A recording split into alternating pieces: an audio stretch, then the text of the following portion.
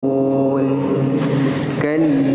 سيعلمون.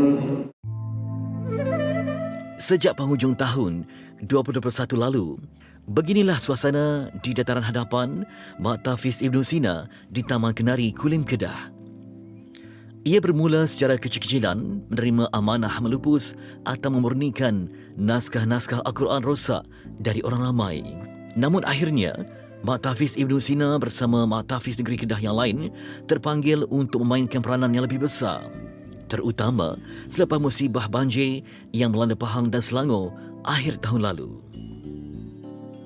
Dan kami melihat di sana ramai NGO yang membantu mencuci, memberi bantuan dan sebagainya. Tapi tidak ada yang mengambil inisiatif untuk membantu Al-Quran yang terdampar di surau, di rumah-rumah dan sebagainya. Jadi atas dasar itu kami Persatuan Mak Tafiz Negeri Kedah berbincang dan terus ambil keputusan untuk membantu memurnikan Al-Quran. Kami pergi ke sana beberapa buah lori dan Alhamdulillah kami telah balik ke Mak Tafiz Ibn Sina.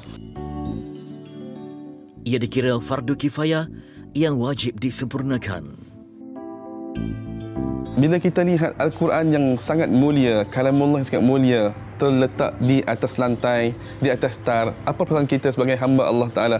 Al-Quran ialah kalamullah. Hati tak tega melihat macam tu keadaannya. Sehingga Februari 2022, 120 tan naskah Al-Quran telah dikumpulkan di Mak Tafiz Ibn Sina dibawa dari Pahang dan Selangor.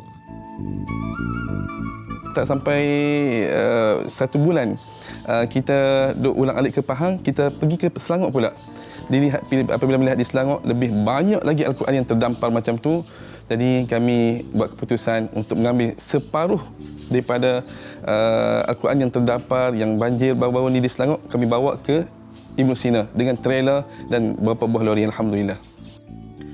120 tan naskah Al-Quran yang dikumpulkan di hadapan pekarangan Mak Tafiz Ibn Sina ini perlu diproses segera.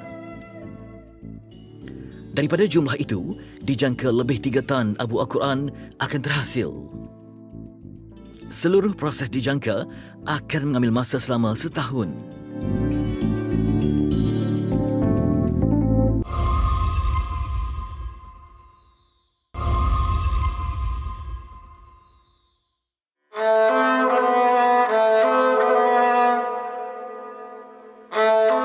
Selain para pelajar Mak Tafiz Ibn Sina Kulim ini, 12 buah Mak Tafiz kita daerah ini turut menggilirkan pelajar mereka membantu di pusat pemprosesan ini. Baik, di sinilah kumpulan buku-buku agama dan juga Quran yang mana bila melibatkan tentang agama, ayat Quran perlu dijaga dengan baik, dengan rapi.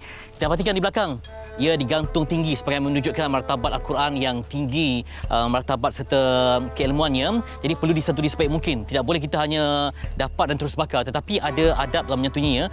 Bersihkan, keringkan sebelum nanti akan dikumpulkan, dibakar dan terusnya dihantar ke laut. Ada adab yang terpuji dan tinggi dalam menyantuni Al-Quran dan buku-buku yang berunsurkan Islam di sini.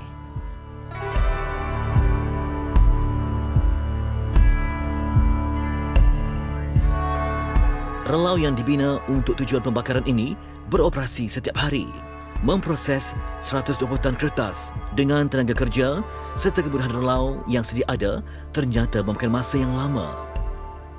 Pusat pemprosesan ini mungkin memerlukan mesin pengering yang praktikal dan efisien. Perancangan kami akan membina sebuah relau yang lebih besar, relau yang ketiga yang boleh bakar mungkin satu hari 1,5 tan. Jadi insya-Allah sedang dibina dan kita nak buat satu tempat proses abu Al-Quran. Jadi insya-Allah doakan supaya Allah permudahkan urusan ni dan lebih cepat lagi proses untuk kita nak murnikan Al-Quran tersebut. Setiap teks ataupun bahasa Al-Quran yang dirupuskan dipastikan terbakar dengan sempurna bagi menjamin berat abu tidak melebihi 5% daripada berat asalnya. Pengendali hendaklah sentiasa menutup aurat, berada dalam keadaan suci dari hadas besar serta berwuduk. Abu yang terhasil hendaklah dipastikan tidak ditiup angin atau bersepah. Setelah selesai prosesnya, blok-blok abu ini sedia untuk dibawa ke laut.